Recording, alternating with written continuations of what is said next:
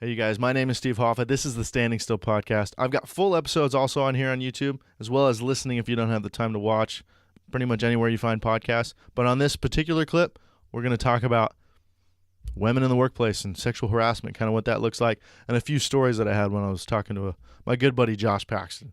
But anyways, into the show. This is the Standing Still Podcast.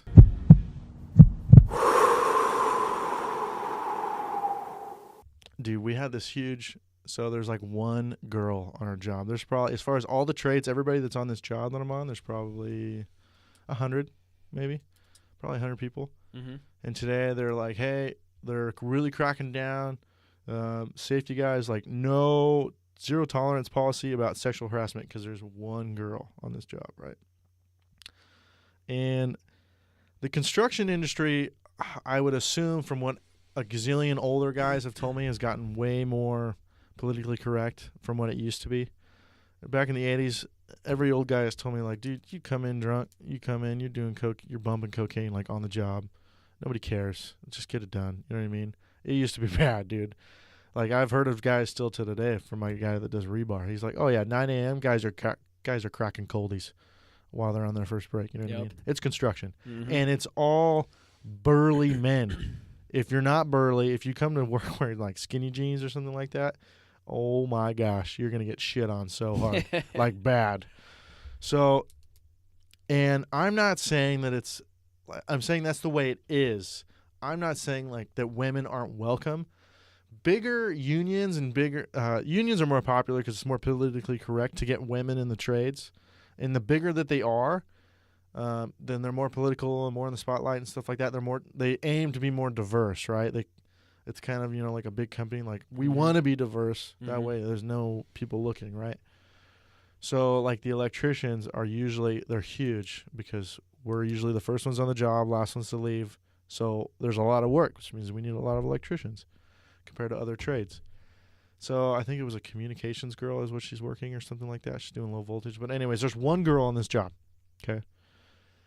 And so it's one of those things where it's like, where they're talking about this, everybody already knows, like, well, it came from this one girl, probably, you know what I mean? And it was just interesting to me to think of the fact of, like, what other industry is there where it almost used to be like 100% all big burly men, but now that women are starting getting into the trade, which is fine, like I said, if you can do the work for any job, I don't care. If you can do the same amount of work, I don't care.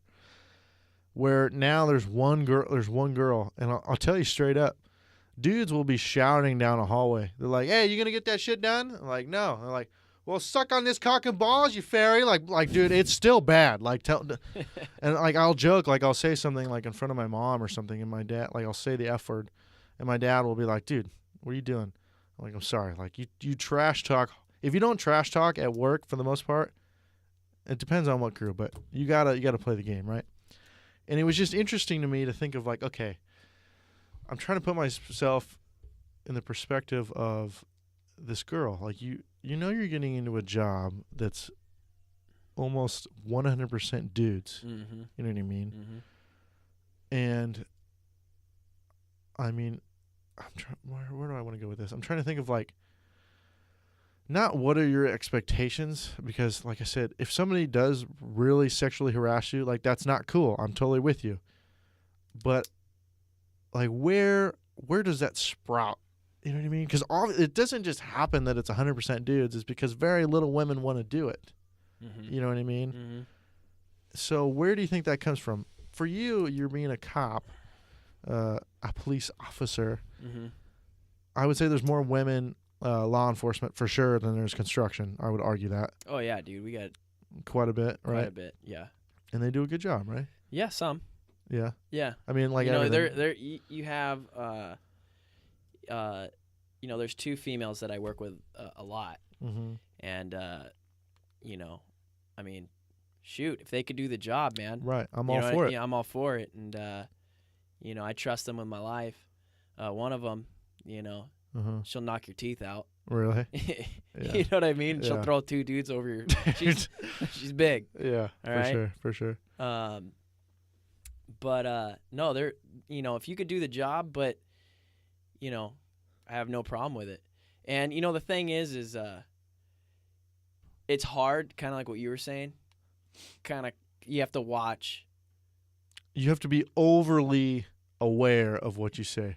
Yes, I've but on the flip side, one of them on our shift, it's all guys. We have one female, right? Right. And she kicks ass, dude. We consider her like a brother. Right. You know, she gets along. I mean, dude, she probably talks more shit than any of us. Right. Oh, dude, she'll put you to shame, She dude. cusses like a sailor. Yeah. Oh yeah. But I wouldn't be talking, you know, saying jokes and all that kind of stuff, and unless I really knew her. Right. You know, and that's the thing is, like, once you get into some things at work that are high stress, high adrenaline, whatever, it's kind of weird. You get like a weird bond with everyone, you know. Right. And it only takes a couple situations to where you're just like, okay, you know, we're cool. Yeah. You know, and it's like I look at her as like one of the guys, you know what I mean? Mm-hmm.